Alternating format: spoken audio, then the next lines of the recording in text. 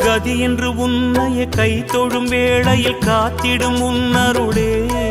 தலைவிதி என்று மண்ணிலே நொந்தவர் வாழ்வினை மாற்றிடும் உன்னிழலே சிவ சிவ என்றதும் அபயமளித்திடும் அம்பலவாணன் நீயே